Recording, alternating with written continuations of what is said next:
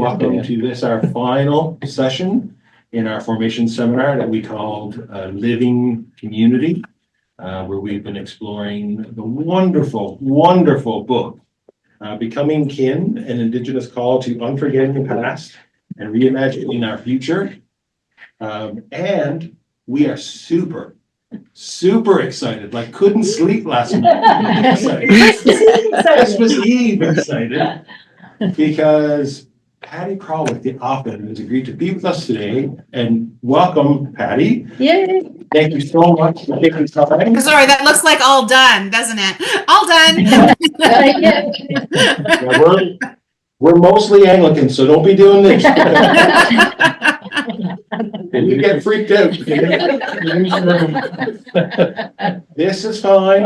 This is not fine. No moving. Yes. Yeah. So without further ado, I'm going to just hand it over to Patty. She can introduce herself, talk about the book. You can talk about whatever you want to talk about, Patty. If you want to talk about politics, if you want to talk about the weather, if you want to talk about hockey, soccer, your favorite cheese, whatever.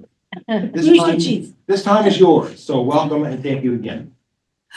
Well, I do like a nice sharp cheddar. So I was in Minnesota last fall, and we drove through Wisconsin because we needed to stop at the House on the Rock again. And I did buy a bunch of cheese while I was in Wisconsin. So apparently that's a Wisconsin for cheese. So that's anyway. Yeah, so my name is Patty Krawec. Anin Bojo, Wabna Nanangonkwe, Indigenous, Adik and Dodum, Abishkokang and Dunchba Nagra and Dunchba Ojibwe, Anishinaabe Ukranian. So my tax name is Patty. That's how the government knows me.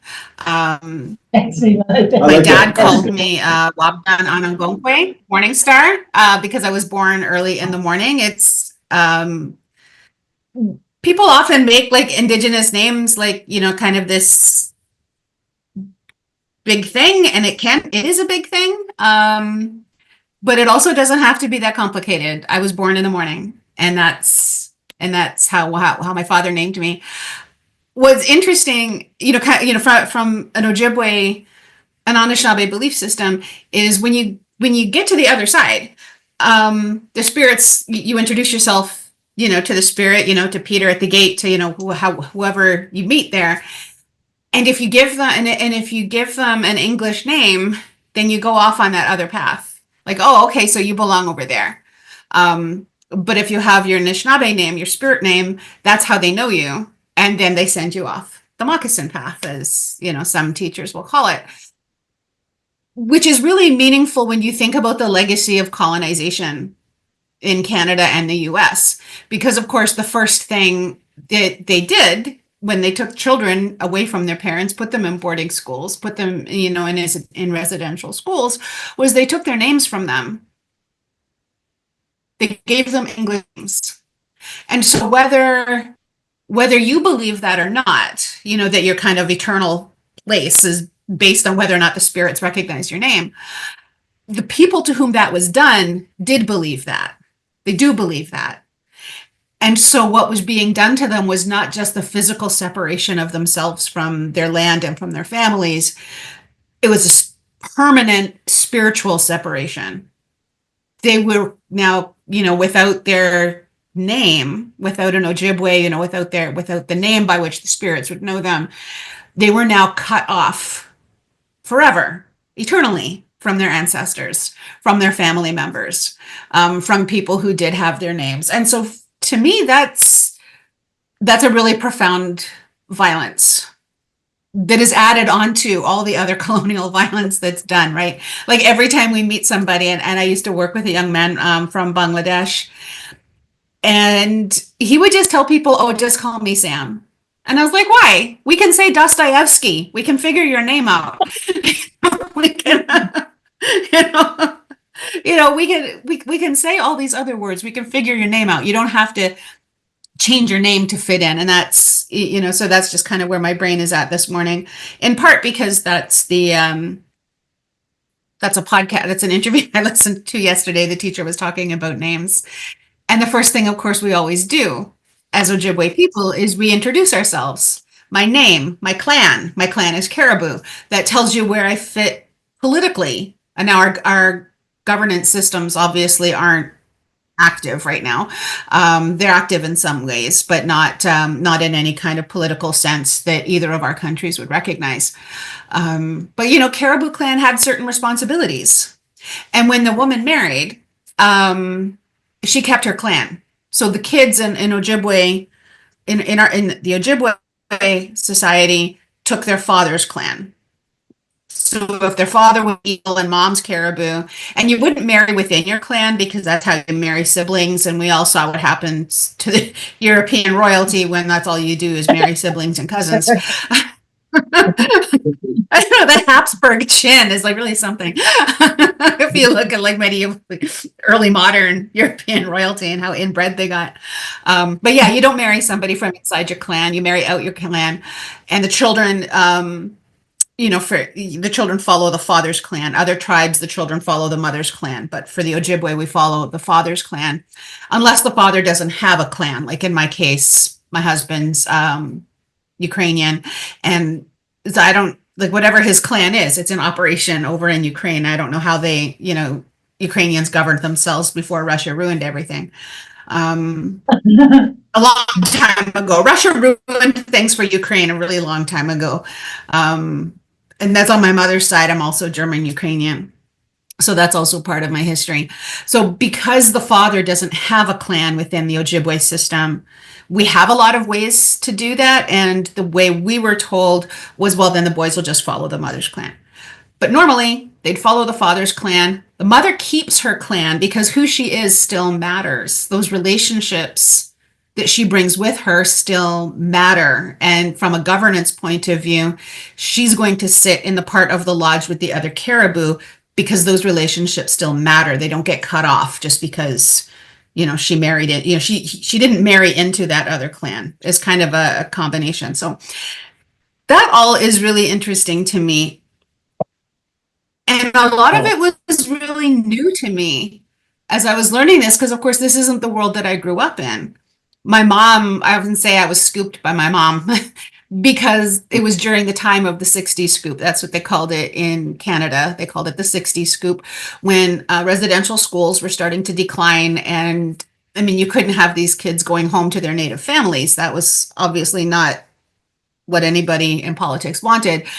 And so the children were moved from, instead of residential schools, they got moved into white foster homes. And a social worker actually coined the phrase in an interview when she was talking about it. And she said, we just went and we scooped them up.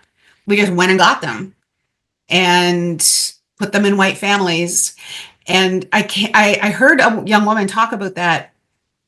She was talking about the 60s, about the scoops, and she wanted to study, her name is Laura Landertinger, and she wanted to study why so many Native kids were in care, because it's really disproportionate. At best, we are 4 to 6% of the population. On a good day, we're about 6% of the population. And yet we make up 25 to 50%, in some places, almost 100% of the kids in foster care. And so she wanted to know what was going on, why this rampant disparity.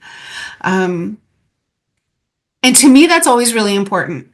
When you're looking at the disparities that exist, right? Whether it's prison populations or people in poverty or who's living and dying as a result of certain diseases.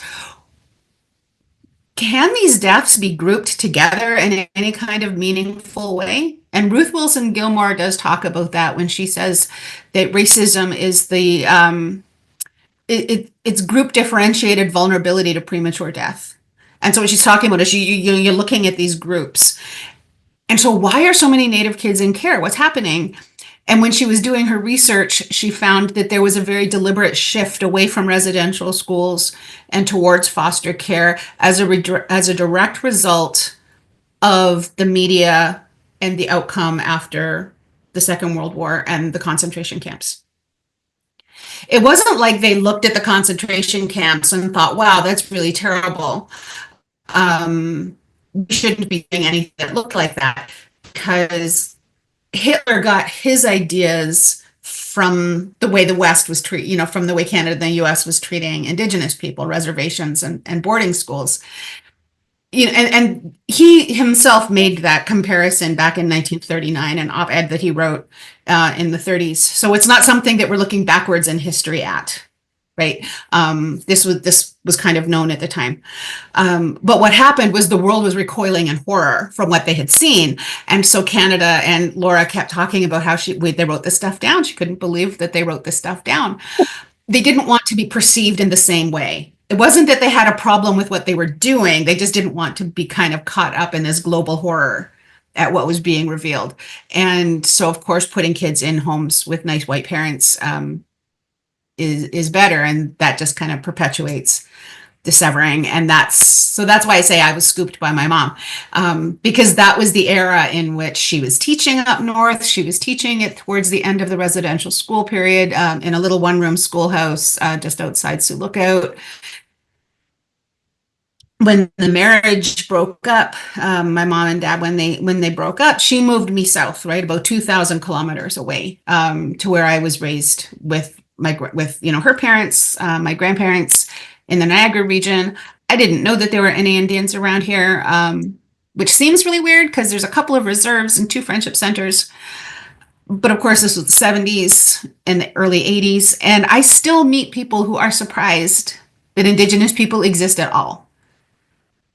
And never mind that we might actually be in your community, So I still meet people that are surprised that we still exist. And so the fact that a kid growing up in the 70s wouldn't know about reserves nearby, it really isn't that surprising. And that, so those disconnects, those things that I had been taught about what it is to be Native, the things that I learned, I still remember at my kindergarten class having that little I is for Indian with the half-naked Indian brave, the little toddler, this kind of like the copper tone baby, and he's just there in his little, I still remember that in my kindergarten classroom, watching Little House on the Prairie and Bonanza. And my dad was a big X-Files, I'm the big X-Files fan. You can see my poster. He was a big Star Trek fan. And there's this terrible episode in Star Trek where Captain Kirk winds up on that planet and it's all like Native people and, like heat big this and like, it's the worst. But these are the messages that we're given, right?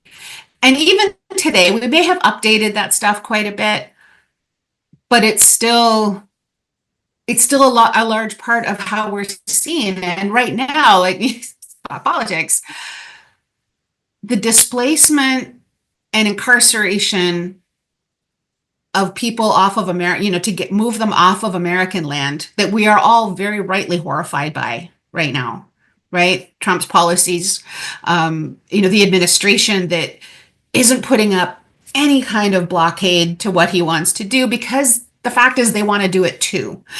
And they needed somebody like Trump who just didn't care about other people's personal opinions. Like he clearly doesn't care about the way politics is normally done. They needed somebody like him to run roughshod over all of these rules. But it wasn't that they clearly don't oppose what he's doing. This is part of the world that they want too. They have politicians on both sides of the aisle talk about, illegal immigrants as if they're criminals. If they're not, it's a civil matter. So why are they in prisons? It's a civil matter. It's like a speeding ticket. Right? It's not, they make them sound like they're terrible criminals. They're not. It's a speeding ticket. It's a civil matter. It's like getting a divorce. Like, why would you go to jail if you got a divorce? Like and yet they're being warehoused in jails. But this is not the first time that America has behaved this way. Right? We've got the backlash to the civil rights movement, everything that, the war on drugs that happened in the 80s as a way of pulling, getting, okay, so they have the right to educate, Black people have the right to education and the right to this and the right to that. Well, they're not going to be able to access those rights in jail. So let's just, create a war on drugs to save their community using the language of safety. And incarceration of Black men increased exponentially. The Truth and Reconciliation Commission came out in Canada a number of years ago. Indigenous women at that time were 30% of the Canadian prison population. And you know what, 9 years later, when the Truth and Reconciliation Commission said, we need to figure out what's going on. We need to figure out, just like Laura Landertinger with her research, we need to figure out what's going on. We need to find out why women. Well, we're at 50% of the prison population now. So maybe don't look at maybe stop looking at us, because every time people try to save us, things just get worse. Right. And so, so we've got, the civil rights movement and then the backlash of the war on drugs. Before that, we had Jim Crow. The Black people got free from slavery. So then they brought in Jim Crow. And so this pattern that the US has of moving people, of just declaring people illegal, writing laws that create criminalization so that they can move people off the land and out of the places where they think they don't belong, is just American history. That's just what America has done. And so Becoming Kin really, for me, came from a place of frustration, of, constantly hearing this isn't who we are, when in fact this is who Canada and the US are. And you can't, Anglicans should appreciate this. You can't fix what you won't confess. Right? Right? If you don't did the thing, you can't fix the thing. And it always amazes me, that a so-called Christian country doesn't understand the importance of repentance and naming the thing, because nobody ever wants to name the thing. We're so afraid of being punished for the thing. And, but these are carceral countries. And so that's where Becoming Kin came from. Becoming Kin came from my own history as a social worker. I did social work for 16 years, worked in child welfare for all of those years. I also worked 4 years with victims of sexual assault. That was how I entered social work, was doing that kind of work. And a lot of what social workers do is history review, right? We look at people's history. Did the bad thing happen? Is there a pattern of the bad thing? What can we do in order to stop the bad thing, to make sure it doesn't keep happening? And so that's where, that's the service plan. And so it turns out that Becoming Kin is, I did a history review of Canada and the US, and then I wrote a service plan. It's a very social worky book, really leaning into my history as a social worker. But that's where it came from. It came from my frustration of constantly hearing this isn't who we are, when this is in fact who these countries are. And the idea that I could change the story, that I didn't just have to yell about things on social media, that I could actually write things in a meaningful way. There was, it started, I was angry about a sermon that erased trans people. And I had spent all afternoon afterwards writing, it was one of those "we're all the same in Jesus" stories, that, sermons that just erase all difference in really unhelpful ways. And I was mad. And I spent all afternoon kind of posting on social media about what I was angry about trans athletes and, and kind of all of that. And it didn't make me feel any better. And for somebody who loves social media as much as I do, that was a big surprise. Posting angrily on social media all afternoon did not make me feel better. So that's why I wrote an article about the church finding home in a way that pushed Indigenous peoples aside, because that was how I felt in that sermon. I felt like we were pushed aside. Indigenous peoples, like the Ojibwe, which is the tribe that I can speak from within, not on behalf of, but within. We have a long history of recognizing queer and trans life. The missionaries counted 4 genders when they came into our tribes. I think that they just loved categorizing things, and they came up with 4 categories, because gender is a continuum, right? It's all, people live and love all kinds of ways, and as long as you're respecting consent and the autonomy of the other person, then why should I care about how you live? right? As long because we're all consent, living in that kind of world, consent and autonomy are really important because we're also not talking about coercive relationships, which is consent, autonomy, which is why no homosexuality won't lead to bestiality because we're talking about consent. Like that's one of the right-wing talking points, right? And so now there, I've just given you something that you can push back on that. It's like, no, it's not about tearing down all of, just, it's not about a free for all because consent and autonomy remain critical parts. And so for the Ojibwe people, we just didn't care. And so if you're going to slam trans people, that's an invasion on my religious liberties, right? If I can frame it in those kinds of terms.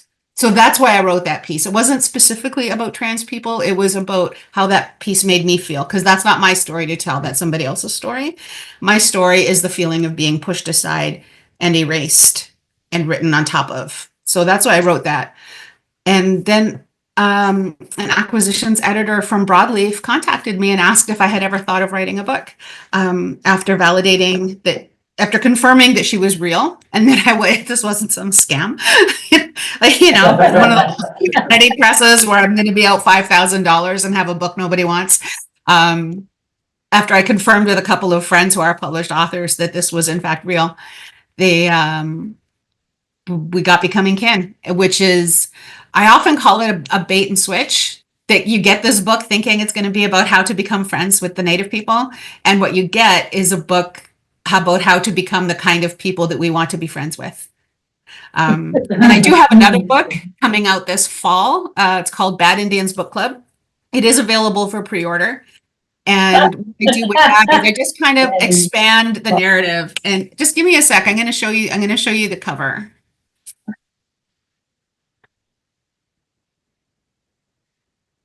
That's good. I'm gonna have to have a book club. Because I absolutely love this cover. And then after I chat a little bit about Bad Indians Book Club, we'll do some Q&A. I'm sure after reading the book, you have lots of questions. But this is the cover of Bad Indians Book Club. That's her name. It's a painting by Nicole Hatfield, namiapiaart.com. And this is Wanata Parker.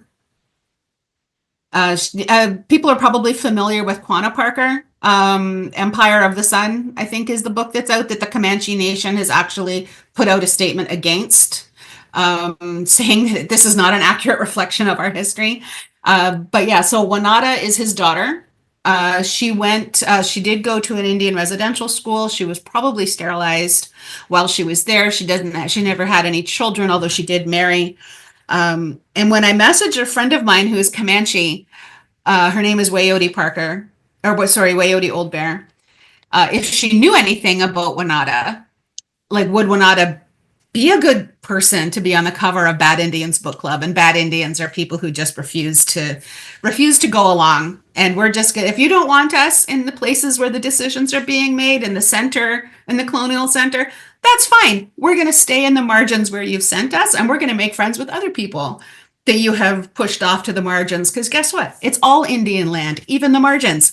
So we're going to get together with all those bad Indians, Black writers, queer writers, Latina writers, Palestinian writers, Jewish writers, all of us who are, and I had learned that even Indians in India, that was a name imposed on them in the 1300s. That's not what they called themselves. India, and I see somebody there nodding away. Tharuka Ann, just nodding away there because India is also a diverse continent full of diverse people who got flattened into this. They're all Indian. And so I have come to realize that Indian just means the local people that we want to be boss of, but have absolutely no interest in getting to know. For me, that's because it's used globally. Everywhere the colonists go, oh, those are Indians, those are Indians, those are Indians. And it's just code for the local people we want to be in charge of, but can't be bothered to get to know. And so it was kind of fine. If we're going to be bad Indians, then we're going to lean into that. We're going to lean into it, and we are just going to be our own bad selves, and we're going to read our own authors to our own ends. And you can't come here because you got your places that you didn't want us anyway. Anyway, so I messaged my friend Wayoti to see if she knew anything about Winata Parker, if she would be an appropriate cover for this book, because by this time I had fallen in love with Nicole's painting, because look at that. She is just done with everybody's nonsense. She's finished. She's over it. And Winata was like, yeah, she was my great great aunt. And she lived with us until she passed when I was 7. So yeah, I know a little bit about her. And so Wayoti actually contributed a one-page description of her relative, and basically who Winata was and kind of the agency that this woman had at the time, because she wasn't just her father's daughter. She was his secretary. She was his translator. She ran interference between him and all of the churches who were trying to get him to kind of make them the official church of the Comanche Nation. So she was a very powerful woman in her own right. I got the family's consent. The subtitle of the book, and I don't know why we have to make our books sound like academic papers, but it's called Bad Indians Book Club, Reading at the Edge of 1,000 Worlds. Because the idea is that we're not going to just create one new world to which we must all be conformed. That's colonial thinking. You may have a kinder, more inclusive settler colonialism, but that's not what we want. Would I like it in the short term to organize under? Absolutely. But it's not my end game. And so we're reading at the edge of 1,000 worlds, and that comes from the Zapatista concept of a world where many worlds can coexist, that we can all live in our own ways, respecting individual autonomy and consent. That I think as our keystones, that does allow people with all kinds of stripes to live together, right? We respect each other's autonomy. We respect each other's consent. We build communities, they build communities, and we live together in that kind of way. So I think Bad Indians Book Club is really an expansion of becoming kin. This one actually doesn't have tasks at the end of every chapter, which I know people really liked in Bad Indians Book Club. And so whenever people ask me, they say, oh, well, what should I do? What should I do? I always wonder, I'm like, well, so did you do everything that the book said already and you're looking for extra credit? It's amazing. I don't even think I've done everything at the end of every chapter. Tell me about the organizing you've been doing. But yeah, no, mostly when people ask that question, they want me to give them a couple of answers that they have very good reasons for not being able to do, and then they can say that they don't have to do anything. It's one of those move to innocence questions, because yeah, the book is full of things that you ought to be doing. I think Bad Indians Book Club is full of things we ought to be questioning. Things we ought to be questioning and looking for. I'm really excited about this book coming out, mostly because I just love her face. But also Omar Al-Akkad wrote the most wonderful foreword for his book. I don't know if you have seen his new book, One Day Everyone Will Have Always Been Against This. It's about Gaza. And he was actually hesitant. He wanted to warn me when I approached him initially about a blurb, and then about a blurb, just saying, there might be a lot of blowback as a result of this book that I've got coming out in February. So I'm not really doing a lot of blurbs because I don't want you to get any of that on you. I don't want to, but he says, for you, if you want one, knowing this. And I was like, dude, now I want you to write the foreword. Not just a blurb. Now I want the foreword. Now I want you to write a foreword. So he graciously agreed to do that. And I don't know if you have read, he also has What Strange Paradise and American War, which I read completely by accident. I thought I was reading American Gods, and I got about halfway through, and it was like none of these gods were showing up, and I realized I had picked up the wrong book, but it's quite good. So it was a very happy accident. But for me, isn't that the way reading often goes? like you pick up a book maybe you didn't mean to, or one book just kind of leads you to another book, and there's, loads of happy accidents in the things that we read. And I'm a big fan of reading. You can't tell from what's behind me. You think I just like posters. But I do. I have books. I have bookshelves behind me. I have bookshelves in the living room. I have books stacked up beside me for my blog, which has been a lot of fun. I'm working through traditional Ojibwe stories. It's these books by William Jones that were collected in 1906. He documented hundreds of traditional Ojibwe stories. And so on my blog, thousandworlds.ca, I'm just working through every week or so. I just take this story and what does this make me think? How does this connect to my life? Exactly like I used to do for Sunday school classes, except that now instead of Bible stories, it's Nana Bush stories. So yeah, I promised you that we would get to Q&A, and now we will. I'm sure you guys have questions, you have thoughts. We got 30 minutes? You can ask me anything. Okay, so if you're online, you can either use the hand raise feature or wave at us till you get our attention. And same thing in the room, if you just put up your hand, and I'll try to navigate and direct traffic so that everybody gets heard. So who wants to go first? Come on now. Okay, go ahead, Taruka. I think there are very few interesting facts that you spoke about that kind of got my attention, especially the one with the name, because before even I migrated to Canada, I was so specific that I didn't want to use my name because we had some customers from the US and they used to brutalize my name so much. When we moved here, I started using my second name, which is like Anne. And I was like, don't even try calling my first name. And after I started coming to university was when I actually started slowly using my first name in Canada. So now I do use Taruka sometimes.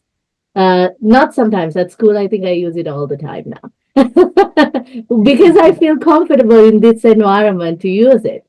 And I know lots of people put a lot of effort to pronounce it right. And it's such a good feeling. So I think the name plays such an important role because Taruka does mean star in English, in Sinhalese.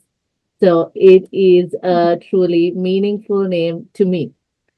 And the other part that I was finding very interesting was talking about the immigration and how they just don't want people to be on the land. Because I remember when I was applying for a visit visa to the US, I had to apply for an alien visa just to visit. I was just transiting through the US and I had to apply for an alien visa. Just the naming convention of it kind of was like it was so degrading, to be honest, to be called an alien just because I didn't have a I didn't have a Canadian passport at that point. So I had to get a visa to enter the US. And they didn't approve it anyway, so I never went to the US. Yeah. Well, I won't be traveling to the US myself for a little while. That's right. It's the same thing. So thank you so much for all that insight really, because it meant so much. And also about the Indian fact, I'm not Indian, so I really don't want to speak on their behalf. I'm Sri Lankan. But when you look at the history, they were not India, they were Bharat. That's the name that they wanted. They are kind of trying to move towards that name. And I can speak on behalf of Sri Lanka. Sri Lanka wasn't Sri Lanka, it was Ceylon during the British colonization time. And that's why we still have Ceylon tea. I do not understand why we've not tried to make the shift with bigger brands that the British kind of put forward to the world. But yeah, we are still so famous with our Ceylon tea. But we've kind of changed our name back to Sri Lanka, which is kind of a Sri Lanka name. But when they left, they created enough conflict for us. It's been 76 years since they left, but we're still fighting, trying to reconcile with the drama they've created for us. So thank you so much. Thank you. Yeah, naming is so important, and our parents put a lot of thought into what our names are. They connect us to place. They connect us, to the land that knew us. They connect us to ancestors. Like our name. Some places have name conventions where you get named, for an ancestor who has passed, which creates that connection. And so changing names of countries, kind of collecting disparate groups of people and imposing a name on them. Those are all ways of taking control, right? They're all ways of kind of taking control of things. And it's not cool. So Taruka, I'm glad that you use your name. It really isn't that hard to say. And I mispronounced it because I don't have my glasses on. So the U looked like an N. But yeah, it really isn't that hard to say. Anything else? Come on.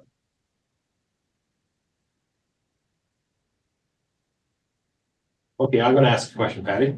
All right. For the subtitle of your book, you use the word unforgetting. So why unforgetting and not just remember? Yeah, so Unforgetting, it comes from an interview I read in the Upping the Ante journal, which is actually a really good journal that comes out, intermittently throughout the year. It's called Upping the Ante, ANTI, and it's good leftist organizing. Interesting. They review books and stuff as well. But it was an interview with Roxanne Dunbar Ortiz, and she was talking about unforgetting, and I loved just the sound of the word. And then I also read it, Roberto Lovato, his memoir called Unforgetting. He's a El Salvadoran journalist who writes about his life in LA and in El Salvador. He also talks about unforgetting, and it comes from the Greek concept, aletheia. It's from Greek philosophy, that the opposite of the truth is not the lie. In Greek philosophy, the opposite of truth is not a lie. The opposite of truth is forgetting. And so if you're going to tell the truth, you have to unforget. And to me, remembering just kind of evokes hanging out with friends, hanging out with family, talking about your memories. Unforgetting is a little more deliberate. It's a little more conscious. You are aware that you have been misled.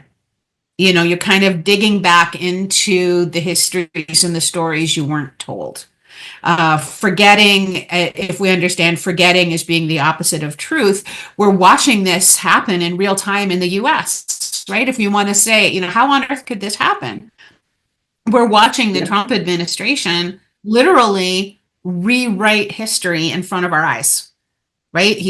They're taking down all kinds of references, like the Stonewall, the Stonewall monument that exists in New York has removed all reference to trans people. Well, what exactly was it about then? Because it was started by a trans woman. If you take trans people out of the story of Stonewall, you're not telling the truth. It's a conscious forgetting with an intention to mislead. And so, and we're watching that happen in the US as curriculums are being kind of restored to their birth of a nation greatness. As we're watching, other monuments and websites and stuff, have things, information stripped from them about Black history, about queer history. We're watching this happen, and it's going to happen in Canada too if, a certain little weasel gets elected. Because these are also the policies. These are also the policies of Canadian conservatives. Disparaging so-called woke or DEI. Or all of those things, as if it somehow gives us an unfair advantage. And that all things need to be equal. And you kind of hear this from a lot of politicians, even the ones who aren't right-leaning. about this need for a level playing field, about this need for, perceived fairness, when really all DEI is a removal of obstacles, a recognition that our knowledge matters, and that there's a reason why we're not in certain places. And so we're going to remove those barriers, and eliminating DEI is kind of the ultimate white affirmative action program, because what they're really saying is we can't compete in a broad field. We need to eliminate all these people in order for us to accomplish anything. And actually, and if you're talking to Americans in particular about DEI, or, it's kind of, this works for Canada too. You might want to ask them why, like in the US, all states get 2 senators, right? Regardless of population. Congress people are elected according to, their districts, gerrymandered and otherwise, are for a certain population. So one state could, a really high density state like New York gets a lot of Congress people, but every state gets 2 senators. Like, is that not DEI? Like, you can ask them for why. Well, why is that policy in place? And well, it's because otherwise the less populous states don't get any, get hardly any voice at all. And it's like, really? So giving people a proportional voice matters? Huh. That's weird. And so, so Unforgetting is about that kind of conscious excavation. It recognizes that that the things we have been told are not true, and that we need to go further. To me, remembering just sounds, it's nice, but it just sounds kind of passive. Yeah, and I was chuckling to myself because last week there was a story in the news about Pete Esgeth, who's the defense secretary. I mean, he was in the news a lot, but one of the things that got under the radar was, so he becomes Secretary of Defense. There's this huge purge of DEI policies from the military, and, very hush-hush, he hires his brother for a senior position in the Department of Defense. So, like, well, it's nice to know we're back to merit-based hiring in the government. That's right.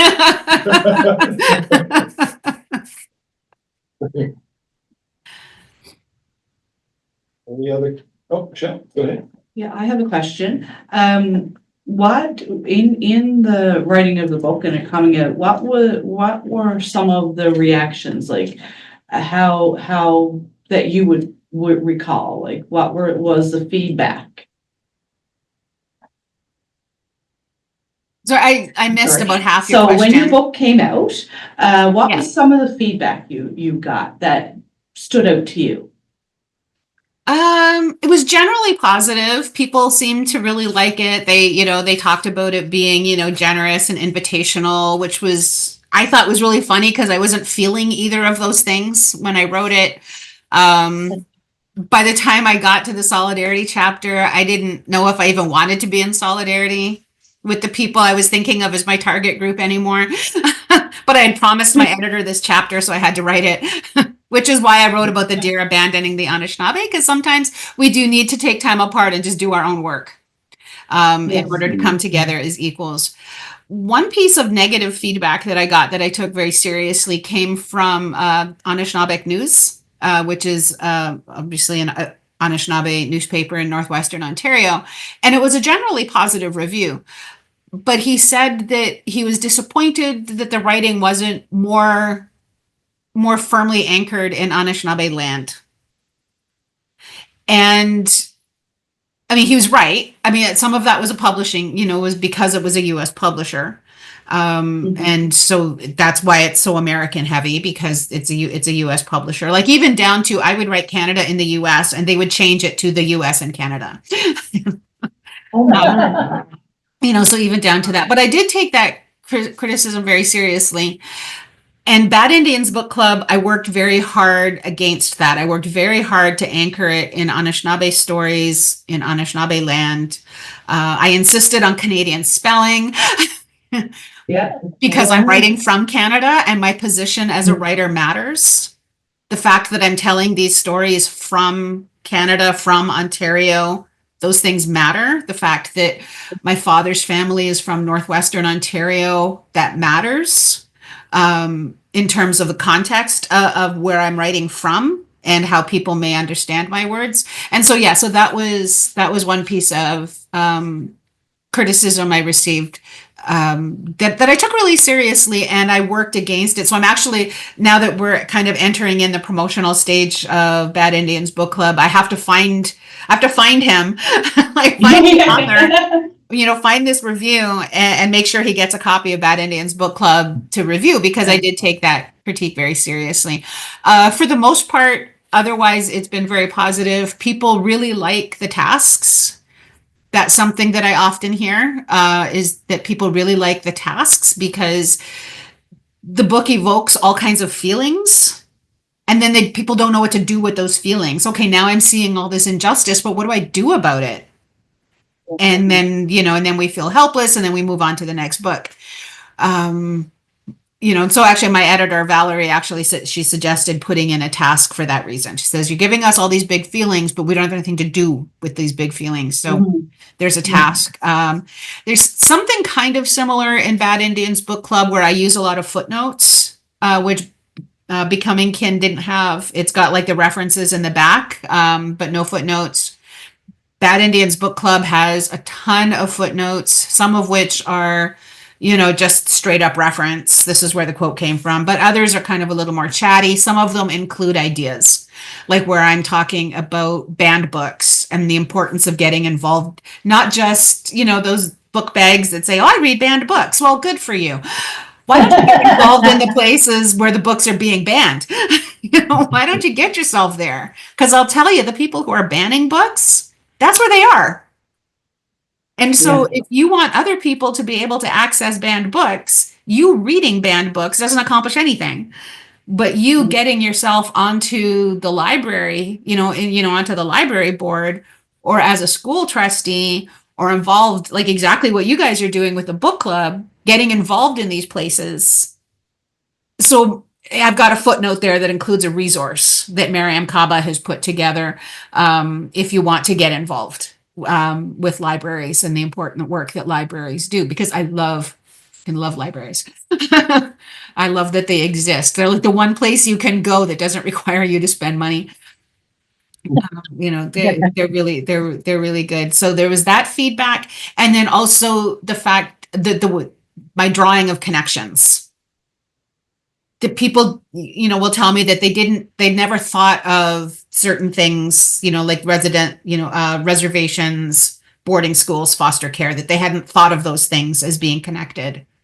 And I draw a lot of connections, and people said that they really appreciated that because they hadn't thought of these things as being connected. And I mean, that's my social work background, right? Did the bad thing happen? Well, let's review history and look for a pattern. And because if we can find the pattern, then we can figure out how to stop the pattern from perpetuating, from continuing onward.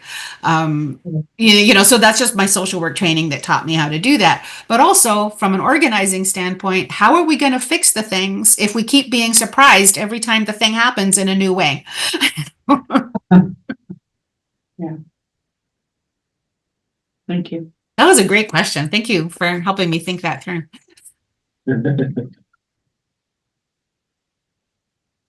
I was very glad that we read this book in community because for a lot of the same reasons what you just said, like it was good to have a community to talk out the ideas and the feelings and frustrations. And I think you probably wrote it that way, right? Like it was intended to be a community focused kind of text.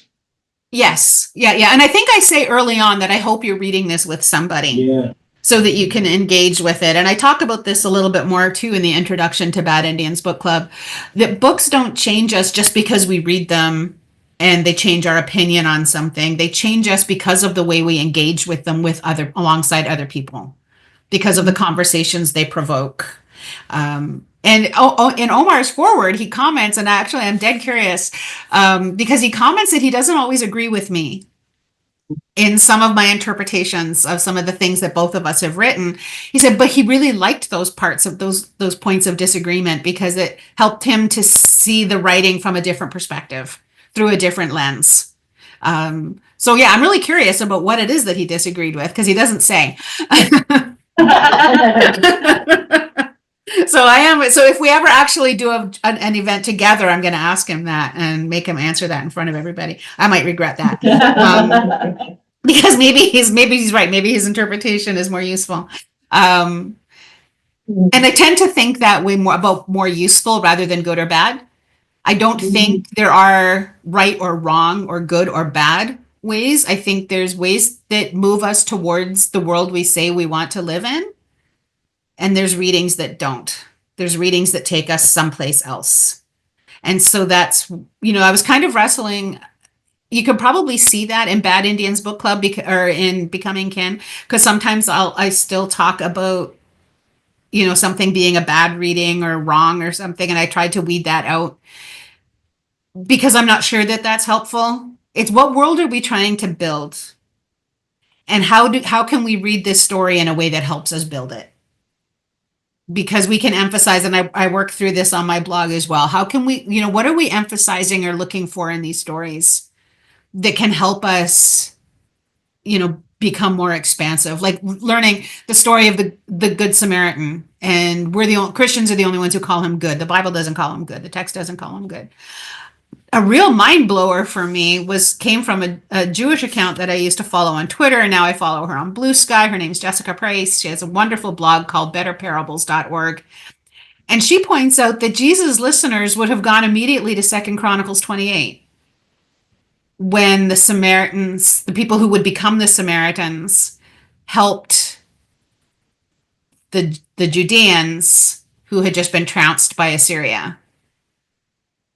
And so the people who so what he's saying is the people who helped you before, like these are people who helped you before, they're the ones that are, he makes them the ones who help, our poor victim. So it's not, we make it about purity, right? The priest and the Levite, about ritual purity, except that they were going down from the temple. They weren't going towards it. They were going away from it. So ritual purity is no longer an issue. Jewish law says that you're supposed to help people. And that's what mikvahs are for. That's what other rituals are for, to restore ritual purity. So it was absolutely a failure of compassion, as Jessica points this out. It was definitely a failure of compassion. By Jewish law, they should have stopped. It's not a failure of Judaism, which is the way we often are taught this story. And it's also a recognition of old relationships, of old solidarities, groups who used to work together in the face of an oppressive authority. And for me, that reading just exploded all kinds of possibilities of how we could think about this text in really, truly liberatory ways that don't throw anybody under the bus. There's actually a really good book coming out that I'm just spacing on right now, about anti-Jewish sentiment in the New Testament, and because the church needed to separate itself from Jewish people because Roman oppression. And that's what often happens among oppressed people, right? We want to, we don't want to get any of that on us. If the government is targeting queer and trans people right now, that's going to bring up a lot of homophobia and transphobia in marginalized communities because they want to stay safe. They want to protect themselves. They don't want to get caught up in it. There are, Black people who are also Indigenous, Afro-Indigenous people who can't get citizenship in their tribe because the tribe is setting their citizenship list from what they got when Black people weren't allowed to own property. And so if you had Black kin and you said that they're part of our reserve because, they're part of our community, your reserve would get less land because they weren't allowed to own land. And so we do this a lot in marginalized groups. We try to protect ourselves by distancing ourselves from people we see as being more targeted, and we got to stop it. And when I got that other way of reading the story of the Samaritan, it gave me a whole other way to talk about how we need to build relations and solidarity. It was no longer about, purity culture and all of those things. The story became about something else. And so that's where I'm more interested in how can a story lead us to a good place? And I do that a lot in Bad Indians Book Club as I'm looking at all kinds of books, science, gender, history, right? Horror, science fiction, all the different things we write about. And even so, it's like 240 pages and there's still so much more I could have said.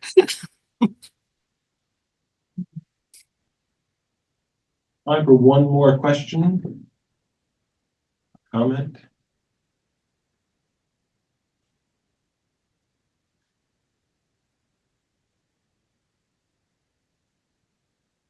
I think everybody's intimidated by you, Patty.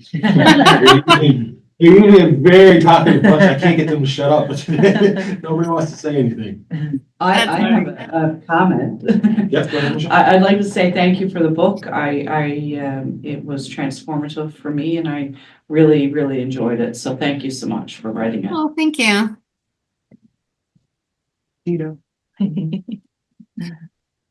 I know even for us as a faculty here at Queens, it influenced the way we approached Lent this year because reading your book, at least I can only speak for myself, I suppose. I was experiencing scripture in a different kind of way. Like I was noticing things that I hadn't noticed before about the land and other than human kin and those kinds of things.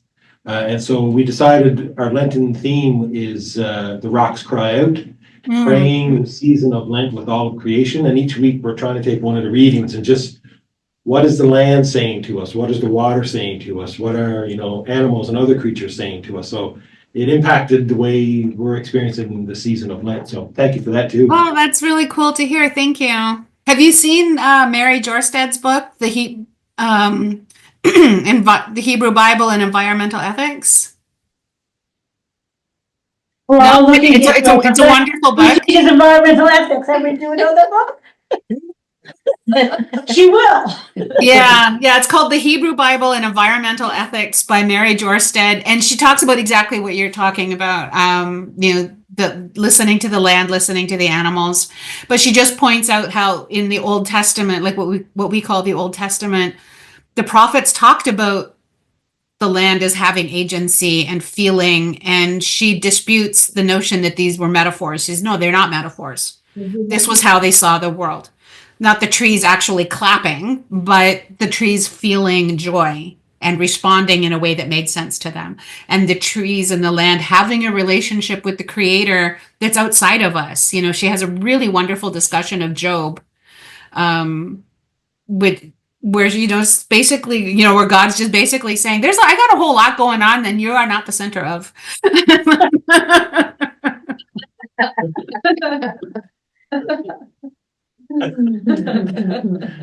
That's awesome. Well, there's only been 2 minutes left, so I just want to reiterate what we've said many times already in the last hour. Thank you, Patty. Thank you so much for the book, for being with us today, to share with us, to give us a heads up about your new book. So maybe come the fall, we might need to do another. You know what? Since I won't be traveling to the U.S., I told my agent and my publisher in the U.S. that not traveling to the U.S. I bring Palestine onto every stage I speak on, because you can't ask me to talk about decolonization and then be surprised when trans things and Palestine, because if people don't care about a genocide being live streamed on their phones, what are we even doing talking about reconciliation, which is so abstract in Canada and the US, right? Where we see Indigenous people kind of living lives and writing books and, having a measure of Western success. So what do we even talk about if people are willing to excuse that? And so I do bring it up. And that's all I need, right? Is to be in the US talking and have somebody in the audience emailing Homeland Security about me. Yeah, you don't. So what? I will do virtual stuff. They can hate me from a distance. But that does free me up for travel within Canada. And Queens is not that far. I'm just down in Niagara. Oh, That would be excellent. We're Queens in Newfoundland. Oh, your queen's in Newfoundland. You know what? Newfoundland is nice though. The original My son- queen. I go out to PEI in Halifax every year. I got kids who live on the island and in Halifax, so I love Take going. it all over. You know what? Just as a funny story before we go, years ago, my kid we went to the Celtic Colors Fiddle Festival in Cape Breton. My two younger ones were still in high school at the time, and they came with us. And we decided, since we're probably never going to come out east again, I don't know why I approach road trips this way. Let's go to Newfoundland for one day. For one day. So we took a ferry, which I didn't pre-book because I had no idea that I should. We got sandwiched in at the back with all the transport trucks. So we took the ferry, which I didn't also realize was going to take 6 hours, because we went to Port aux Basques and we stayed 2 nights at a bed and breakfast, and then we turned around and came back. And I think, Oh. and so we went to, because I had no idea. I was like completely clueless. I was like your typical, like, big city tourist who doesn't know anything, thinking that I could just take a ferry to Newfoundland for one day. It's like, it was the most expensive day trip ever. But we did go to Rose Blanche, which was absolutely gorgeous. And then we went up to the Codroy Valley. Yes. So that we got kind of two different pictures of Newfoundland. But yeah, my kids, Ben or my younger two, have both been to St. John's, and just saw the puffins, and those are some ridiculous little birds. So yes, I'm 100% down to come to Queens to talk Bad Indians Book Club. Yes, just fine. So you don't let the flying begin.